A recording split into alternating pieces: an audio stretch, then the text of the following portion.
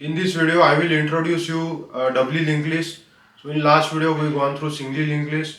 So what is the disadvantage of singly linked list? In singly linked list, the next node cannot contain the address of previous node, so we cannot backtrack.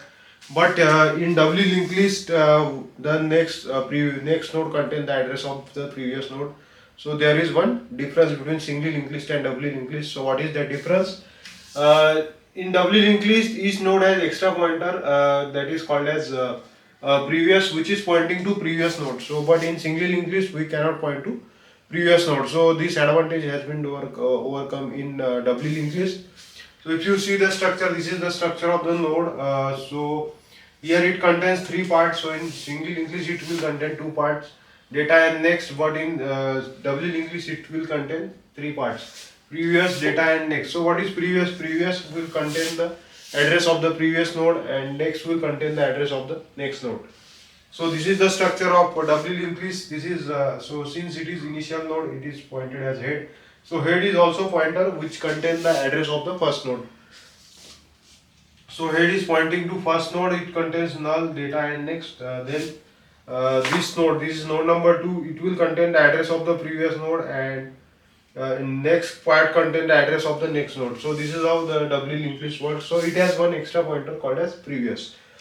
Now let us see the structure of doubly linked list. So if you see, there are three nodes. First node has address 400, second node has 600 and third node has 800. So if you see here, this next part contains the address of the next node, but here in previous part contain the address of the previous node. So 400 is the address of the first node. So this is head node. And what is the what head content? It contains the address of the first node. Now second node, if you look at second node, next part contain the address of the next node, and this previous part of third node will contain the address of the previous node. So this is how the doubly linked list works. So you can easily backtrack. Now what type of operation we can perform? The first operation is insertion operation. So suppose you want to insert node in between. So how to do that? Suppose this is the node having 32 and it has address 1000. Okay, so it has value 32 and it has address 1000. So what we have to do? Suppose we have to insert before this part, before this 10. So what we have to do? We have to point this next part here. So the address will become 1000, and here the previous part contain address 400, and then this part, it will contain the address of the next node, that is 600. So it will point here, and this previous part will contain the address of the previous node. So this is how it will work. So it will contain the address of the next node, that is 1000. So this is how we can insert it. So this is how we can perform the insertion operation in doubly linked list. Now next part. Suppose we want to delete. Suppose you want to delete any of the node. So I will again draw the structure here. Suppose we have three nodes. First is having 32, then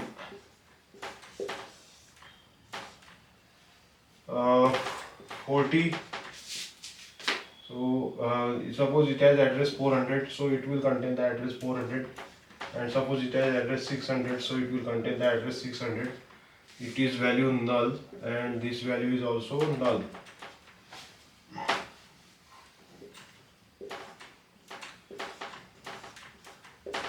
This will become null. So it has address 600. So and it has value 10. Now if you want to delete this node, so what we have to do? We have to make this as null. Okay, and then again we have to make this as null. So it will not point to any node and the links will be gone. So this is how we can perform the deletion operation in doubly linked list. So that's it for this video. If you like the video, then please subscribe, like and share. Thank you.